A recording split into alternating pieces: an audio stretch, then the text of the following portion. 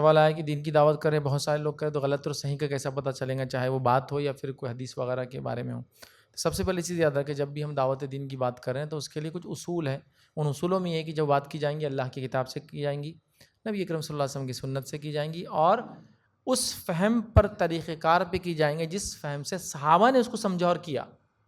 یہ بنیادی اصول ہے. جب یہ تینوں چیزیں مل جائے تو اب آپ کو پھر چوتھی چیز کی ضرورت نہیں ہے، سوائے اس کے کہ پھر وہ ضرورتیں ہوں، جدید کوئی مسائل ہو جو وہاں موجود نہ ہو تو علماء بتائیں گے پھر کیا کرنا ہے. لیکن یہ تین اصولوں پہ آپ فالو کیے. تو مثال کے طور پہ آپ دعوت دین کی بات کریں اور کیا طریقہ ہے، تو قرآن میں ثابت ہے کہ آپ جو بات کریں، سنت سے ثابت ہے کہ اور صحابہ نے ایسا سمجھا، تو پھر اس اعتبار سے آپ کریں گے. احادیث کو سمجھنا کہ کون سی صحیح ہے کون سی غلط وہ ممکن نہیں ہے، اس کے لیے تو آپ وہ کتابوں کا سہارا لینا پڑے گا، اس میں صحیح ضعیف وغیرہ لکھاتی، اس اعتبار سے آپ کو وہ کرنا پڑے گا. احادیث کی کتابیں بہت ساری، تو آپ کیا کریں، بنیادی طور سے پہلے بخاری اور مسلم سے لیں، چونکہ یہ دونوں کتابوں میں جو ہے تمام احادیث، اس میں جو ہے احادیث یا حدیثیں جتنی ہیں اس کے اندر، اس میں واقعات بھی آتے ہیں، صحابہ کے واقعات بھی، وہ نہیں، حدیثیں جتنی ان کتابوں میں سب کی سب صحیح یاد رکھیے.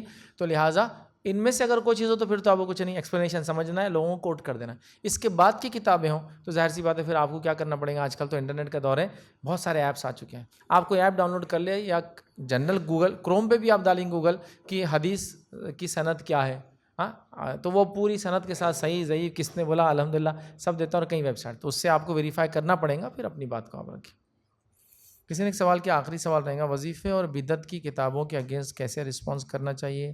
یہ کتابیں آج مارکیٹ میں بہت عام ہو چکی ہے اور اس کا ایفیکٹ انڈرسٹینڈنگ اور دین پر نگیٹو ہو رہا ہے. تو دیکھیے، جو وظیفوں کی ان کی کتابیں ہیں، ان کتابوں کو آپ ایسے سمجھائیں لوگوں کو کہ یہ کتابوں میں جو باتیں ہیں وہ قرآن اور سنت سے ثابت نہیں ہیں، اور جو چیز ثابت نہیں ہے وہ کام کو ہم وظیفہ بول کے کر نہیں سکتے ہیں. جیسا کہ اللہ کے رسول سے کچھ وظیفے ثابت ہیں وہ ہم کر سکتے ہیں، جیسا نماز کے بعد 33 بار سبحان اللہ، 33 بار الحمدللہ، ہے نا، اور اس کے بعد 33 بار اللہ اکبر، اور آخر میں لا الہ الا اللہ وحدہ، یہ پڑھنا ہے. سونے سے پہلے 33 بار الحمدللہ، 33 بار سبحان اللہ، 33 بار الحمدللہ، اور 34 بار اللہ اکبر پڑھنا، یہ وظیفہ ثابت ہے. صبح اور شام 10 مرتبہ درود پڑھنا ثابت ہے. صبح اور شام جو ہے 3 مرتبہ سورہ فلق سورہ ناس پڑھنا، یہ وظائف ہی ہیں، ثابت ہے.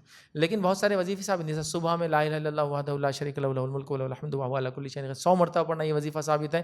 جو ایک دن پڑھ لیں گا اس دن اس پہ زہر اور جادو اثر نہیں کریں گے، حدیث میں آتا ہے. بہرحال تو چند وظیفے ثابت ہیں، وہ وظیفے ان کو بتائیں اور کہیں کہ جو آپ نے وظیفہ بتایا یہ ثابت ہے کیا، کہاں سے ہے، قرآن میں یا نبی کرم صلی اللہ علیہ وسلم کی سنت سے. اگر نہیں ہے تو پھر اس کو ہم نہیں کر سکتے. تو ان کو اصولی بات سمجھانے کی کوشش کریں. یہ مت سمجھو یہ وظیفہ غلط ہے، یہ وظیفہ غلط ہے، یہ سمجھو کہ وظیفہ کیوں غلط ہے. اصولی بات یہ ہے کہ یہ سنت سے ثابت نہیں، جب ثابت نہیں ہے تو آپ کسی چیز کو وظیفہ بول کر نہیں پڑھ سکتے اپنے اعتبار سے، اور نہ ہی اس کی کوئی گنتی اپنے طرف سے طے کر سکتے ہیں. ٹھیک ہے، تو لہٰذا یہ اس طرح سے ان کو سمجھانے کی ضرورت ہے. اور سیدھا کتاب کا نام لے کے اس کو غلط ہے مت بولو، پھر وہ کیا ہوتا ہے ضد میں آ جاتے ہیں. یہ بولو کہ آپ جو پڑھ رہے ہیں اس کی دلیل کیا ہے، کیوں اس میں لکھا ہے. پھر وہ بولیں گے یہ ہے، پھر ان کو بتاؤ کہ یہ تو حدیث سے ثابت نہیں ہے، تو بولیں گے اچھا یہ کیا رہتا، پھر ان کو ایکسپلین کرو. اس طرح سے اگر انشاءاللہ کریں گے تو باتوں کو انشاءاللہ سمجھیں گے.